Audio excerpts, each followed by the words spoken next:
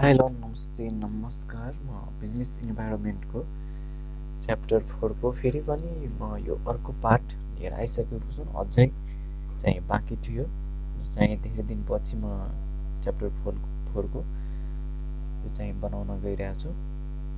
जुन चाहिँ च्याप्टर 4 कुन थियो भन्नु पर्दाखेरि च्याप्टर 4 तपाईलाई इकोनोमिक इन्भाइरोमेन्टको थियो, जुन चाहिँ बाँकी थियो।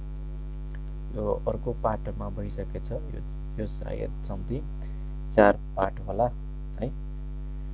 Business environment and strategy management प्लेलिस्टमा गएर तपाईहरु हेर्न सक्नुहुन्छ। यसको टोटल भिडियो छ च्याप्टर 1 देखि, र यो हामी अहिले आज पढ्ने छौं च्याप्टर 4 को नोटहरु। चाहिँ एक्जामको लागि पनि भिभिआई हो र पढ्नको लागि पनि धेरै नै भिभिआई हो, र नोट यो डिटेलमा छ, त्यही भएर तपाईहरु ध्यान दिएर पढ्नु होला। यो पनि भइसकेको छ, यो पोइन्टहरु हाम्रो सबै एकपल्ट म रिभाइज गर्दिए। जुन चाहिँ तपाई नयाँ व्यक्ति हुनुहुन्छ भने यसको अगाडिको पाठहरु गएर हेर्न सक्नुहुन्छ, त्योबाट चाहिँ सिक्न सक्नुहुन्छ र नोट पनि लेख्न सक्नुहुन्छ सुरुबाट। यो चाहिँ को पाठ रहेको छ, यो चाहिँ लास्टै होला हाम्रो, यो चाहिँ लास्टै हो हाम्रो। 2-3 वटा पार्ट होला यसको, यो हाम्रो लास्टै हो। लास्टमा के हो भन्नु पर्दाखेरि इन्स्ट्रुमेन्ट अफ मोनेटरी पोलिसी, यसको चाहिँ इन्स्ट्रुमेन्ट अफ मोनेटरी पोलिसीको 2 टाइप्समा यसलाई विभाजन गरेको, 2 भागमा विभाजन गरेको छ, जुन चाहिँ रहेको quantitative instruments and qualitative instruments. अब क्वान्टिटेटिभमा पनि 3 टाइप्समा छ, bank rate policy, open market operation अनि variation in the reserve ratio। त्यसैगरी क्वालिटेटिभमा छ fixing margin, quorum requirements and अर्को छ कन्ज्युमर क्रेडिट रेगुलेसन, त्यसैगरी पब्लिसिटी, त्यसैगरी क्रेडिट रेजिस्ट्रेसन, त्यसैगरी मोरल सेसन, त्यसैगरी डाइरेक्टिभ्स। यति चाहिँ रहेको छ। अब हामी यसलाई अलि डिटेलमा पढौं, डिल गरेर डिस्क्राइबमा। अब क्वान्टिटेटिभ इन्स्ट्रुमेन्टको फर्स्टमा रहेको छ बैंक रेट पोलिसी। यसको चाहिँ भन्नु पर्दाखेरि it's refers to the rate of interest levied by the central bank to other banks. त्यसैगरी को पोइन्टमा छ under this the central bank increases the bank rate during inflationary situation and decreases in deflationary situation। त्यसैगरी हाम्रो 2 नम्बरको थियो open market operation. त्यसैगरी it refers to the purchase and और sale of short and long term market securities by central bank under inflationary situation। During inflationary situation, the central banks the security and order. Second number point was under the inflationary situation, the central bank says to be security, and under the deflationary situation, it buys securities. त्यसैगरी 3 नम्बरमा छ variation in the reserve ratio. In it includes CRR cash reserve ratio and SR statutory liquidity ratio।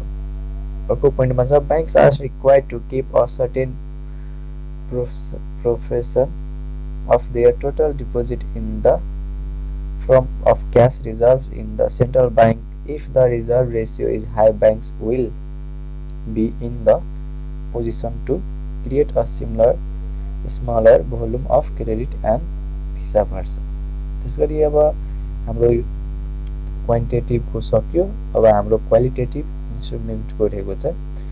First नम्बरको छ 1 नम्बरको fixing margin requirements. It's refers to the proportion of the loan amount which is not financed by the bank.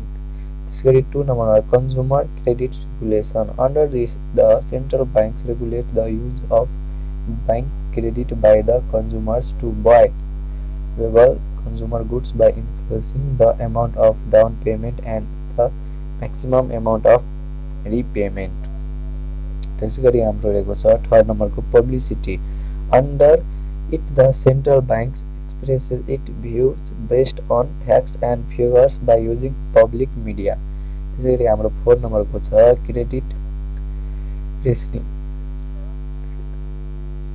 under this the central banks fix credit amount to be lent by the banks.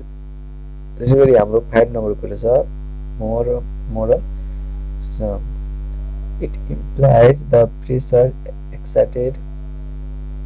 exerted by the central banks on the overall banking system, suggestion and request to banks. त्यसै गरी six नम्बरको छ directives. Central banks issue frequent directive to other banks which guides banks in the forming their leading policy. त्यसै गरी हाम्रो रहेको छ अब monetary policy of Nepal 2021 and 2022. Currently, monetary policy has given priority to agricultural investment, promotion to energy growth sector, and minimize impact of COVID-19 on micro, small, medium enterprises. Economic and monetary target.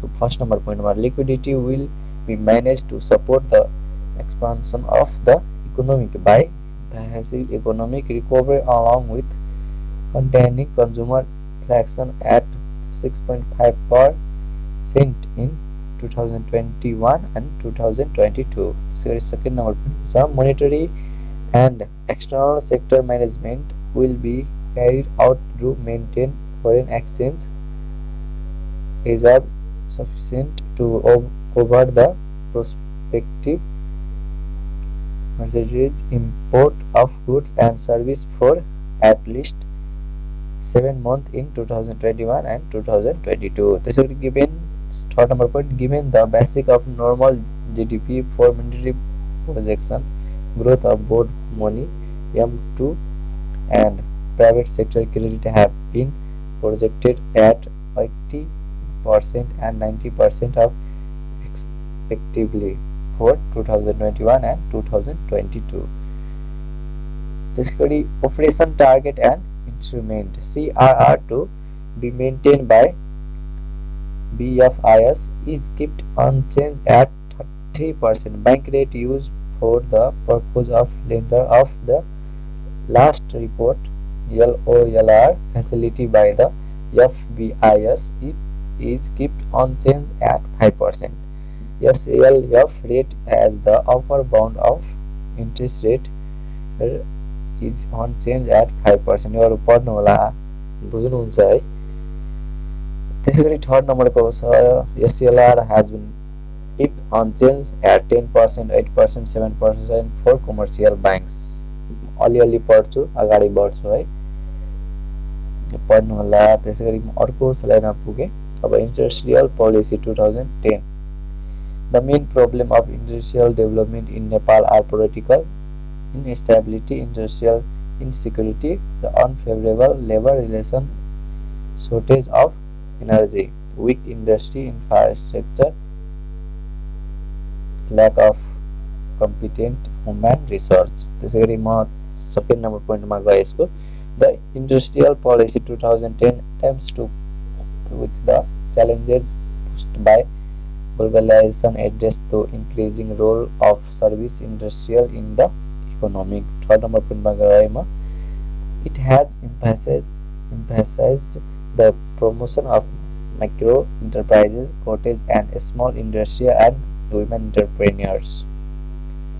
This is industrial policy 2011 vision to make remarkable contribution in national economic through sustainable and broad-based industrial development in an effective, coordinated and collaborative partnership of public, private and cooperative sector, thereby to support poverty elimination.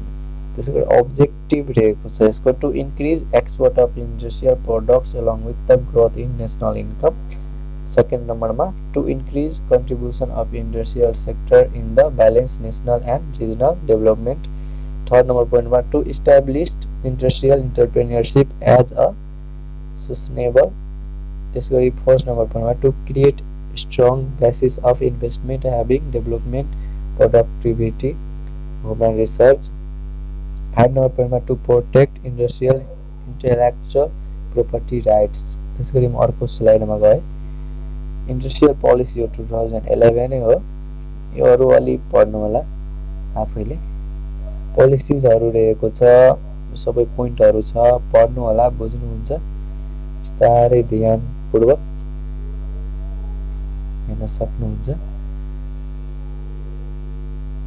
है। म चाहिँ अर्को स्लाइडमा गएँ। Industrial policy हो पनि 2011 कै छ। यो पोलिसीहरू यो चाहिँ बुकबाट नै लिएको छ। त्यसैगरी अब म गएँ employment policy 2005। This policy is formulated in response to the need for attaining the goal of raising poverty through the creation of employment. Second number, Nepal is member of WTO, the globalization of capital goods, labor and service markets, growing competition, rising importance of foreign investment. Now, no new employment can be generated until and unless new investment take place or the performance of the existing structure of investment improves.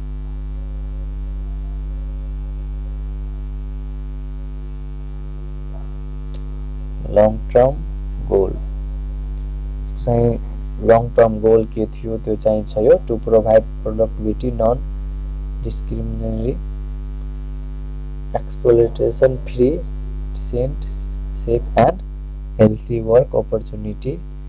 अब्जेक्टिभहरू रहेको छ यो to prove the path of sustainable economic development by offering opportunity of productivity and full employment for the entire workforce available in the country and by creating an investment friendly environment. यो पोइन्टहरू छ, लेख्नु होला मज्जाले नोटमा, एक्जाममा चाहिँ helpful हुनेछ।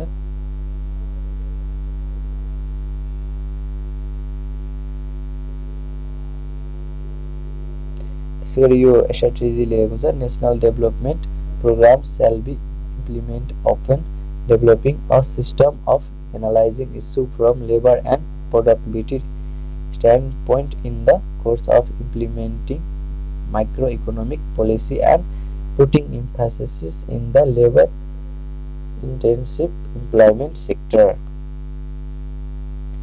यसैको साथ हाम्रो यो लास्टै स्लाइड थियो चाहिँ सिद्धिन्छ। यो च्याप्टरैको म सुरुदेखि स्लाइड तपाईहरुलाई हेर्दैछु, त्यो ध्यान दिएर स्क्रिनशट लिनुहुन्छ भने स्क्रिनशट लिनु होला, जे गर्नुहुन्छ गर्नु होला। सुरुदेखिको म छ र हेर्न चाहनुहुन्छ भने यो अर्को पार्टहरु छ, यो भन्दा first part, second part, third part, यो सायद फोर्थ पार्ट होला। प्लेलिस्टमा गएर हेर्न सक्नुहुन्छ र एकाउन्टहरुको, फाइनान्सहरुको सबै भिडियोहरु previous third years, fourth year, second year, first year सबैको आउनेछ, सबै सब्जेक्टको च्याप्टर वाइज। त्यसको लागि तपाईहरु च्यानललाई सब्स्क्राइब गर्न नभुल्नु होला है। र तपाई मेरो च्यानलको प्लेलिस्टमा गएर भिजिट पनि गर्न सक्नुहुन्छ के यो च्यानलबाट आउनेछ। यदि मन पर्छ टपिकहरु भने तपाईहरु मजाले च्यानल सब्स्क्राइब गर्न सक्नुहुन्छ है। र केही मिस्टेक पनि हुन्छ, कति बेला पढ्ने बेला के कुरा बुझ्न म पनि बुझ्न सक्दिन कति स्पेलिङहरु हैन, र त्यसको लागि माइन्ड नगर्नु होला। मेरो अलि इंग्लिश वीक पनि छ, त्यसैले यस्तै भिडियोको लागि च्यानल सब्स्क्राइब यदि गर्नु भएको छैन भने छिटो नै सब्स्क्राइब गर्नु होला। धेरै नै यस्ता लोकसेवाहरु रिलेटेड चाहिँ आउनेछ भिडियो है। अहिलेको लागि धन्यवाद, बाइ बाइ, टाटा।